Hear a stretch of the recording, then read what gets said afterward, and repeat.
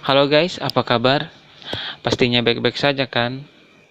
Hari ini, kita akan membahas alur film yang berjudul The Invisible Man dan disutradarai oleh Leigh Whannell.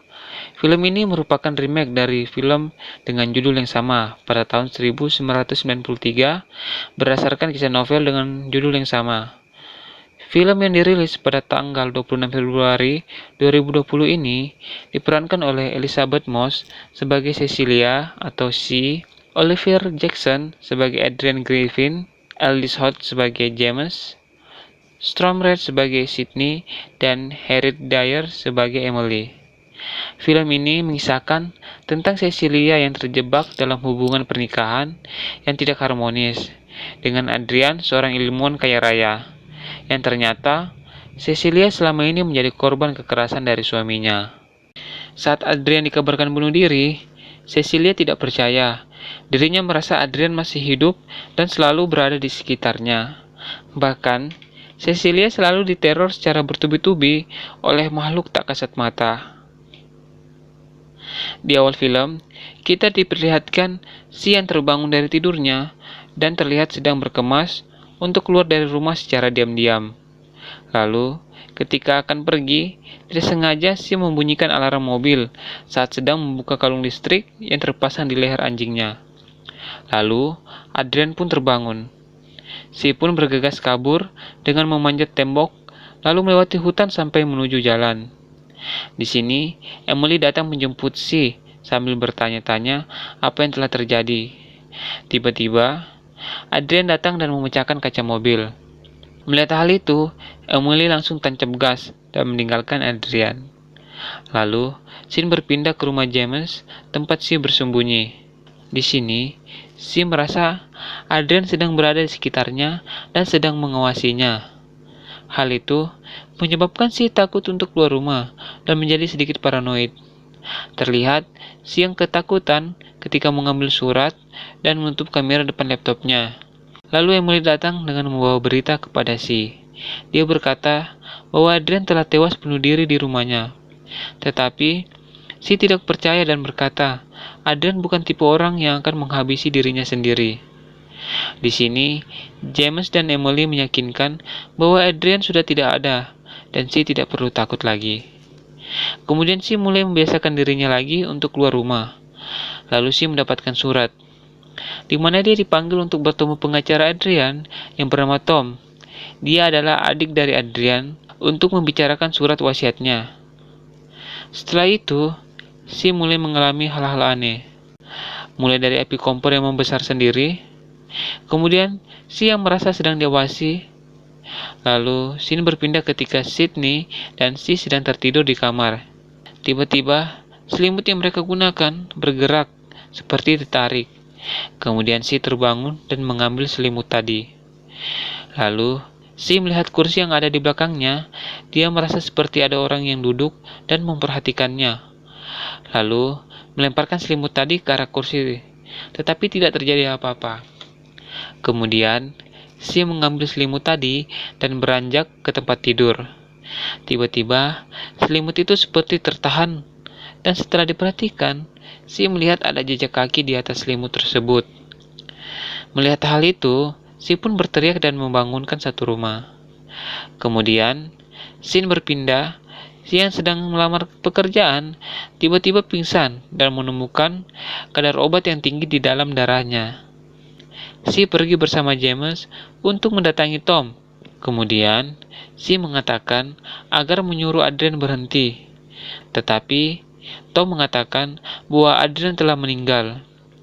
Lalu si yang menganggap Adrian masih hidup berkata bahwa bisa saja Adrian menemukan cara agar tidak terlihat, karena Adrian adalah seorang ilmuwan. Lalu Sin berpindah.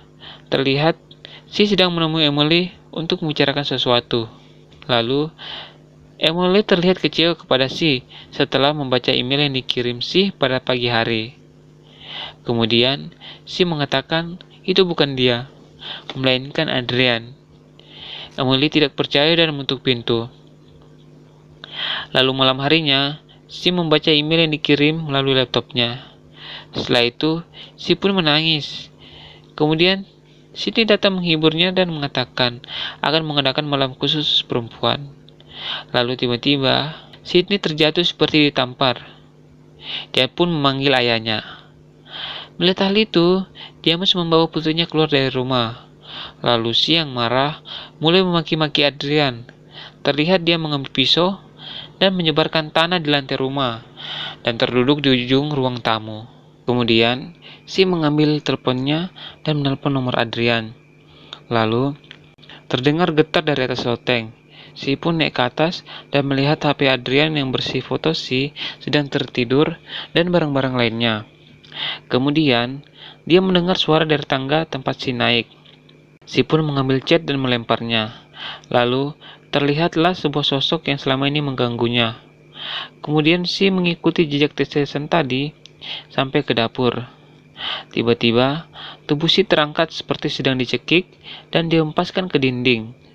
Dan si pun bergulat dengan sosok yang tidak terlihat tersebut. Kemudian, si kabur dengan menaiki taksi dan menuju rumah Adrian.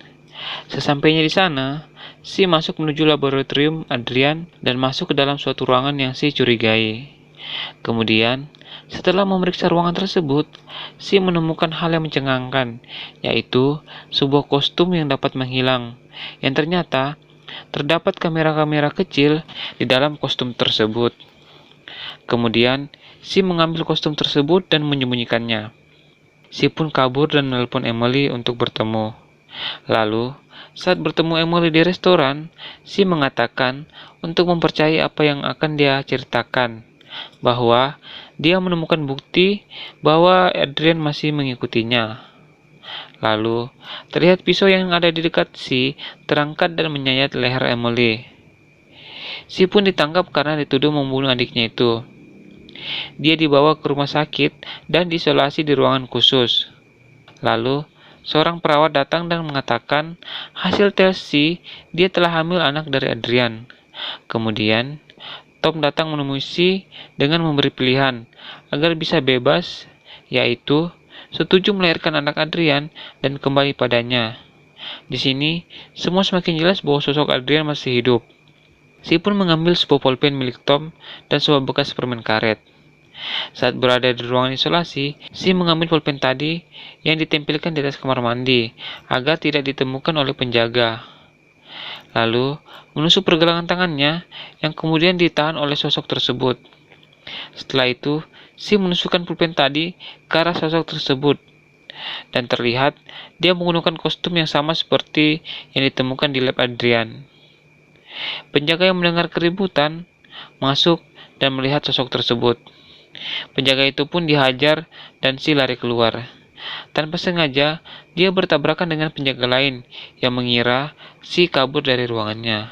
Sambil berteriak, si mengatakan, dia ada di situ. Kemudian, para penjaga itu dihajar sampai pingsan oleh sosok tersebut. Sosok itu lari keluar diikuti si yang mengambil senjata dari penjaga tadi. Sesampainya parkiran, si dicekik dan mengancam akan membunuh Sydney. Kemudian, sosok itu pergi menuju ke rumah James dan diikuti si yang kemudian menelpon James untuk segera pulang ke rumah. Lalu scene berpindah ketika sosok tadi masuk ke dalam rumah James dan menghampiri Sydney. Lalu, Sydney yang terbangun langsung mengambil dan menyemprotkan merica bubuk yang membuat sosok itu seperti terjatuh. Kemudian, Sydney lari keluar. James yang datang untuk menyelamatkan Sydney langsung dihajar oleh sosok tersebut sampai tidak berdaya. Kemudian, si datang dan membawa apar, kemudian menyemprotkannya. Lalu, sosok tersebut mulai terlihat. Seketika itu, si menembak sosok tersebut sebanyak 4 kali hingga tewas.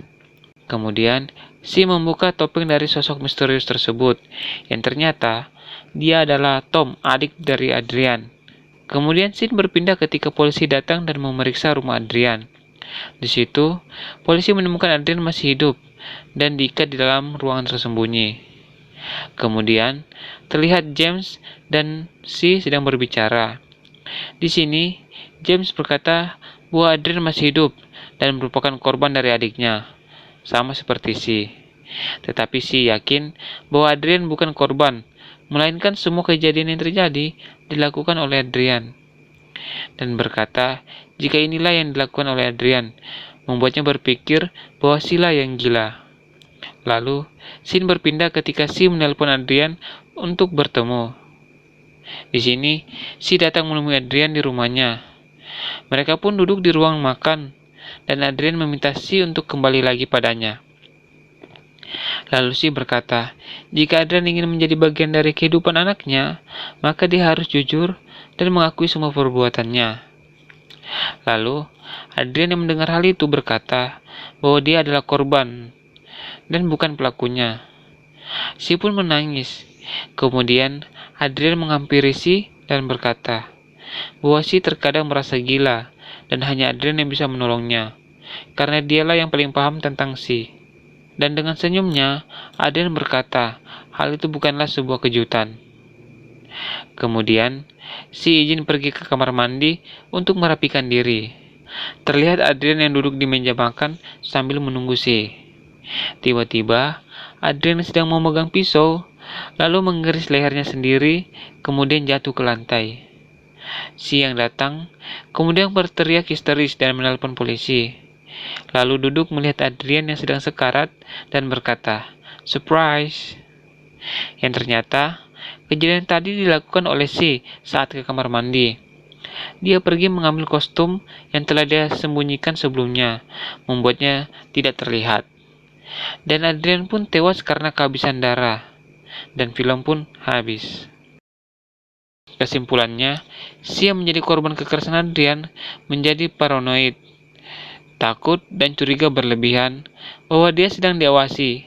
Kemudian, Adrian mulai mengganggu Si, bahkan membunuh adiknya, yaitu Emily. Akibatnya, Si yang dendam membalaskan kematian adiknya dengan membunuh Adrian.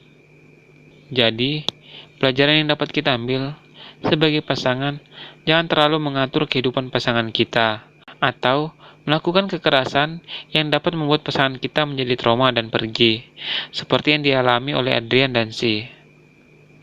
Terima kasih untuk kalian yang telah datang dan menonton rangkuman alur film kita hari ini. Sampai bertemu kembali di video berikutnya.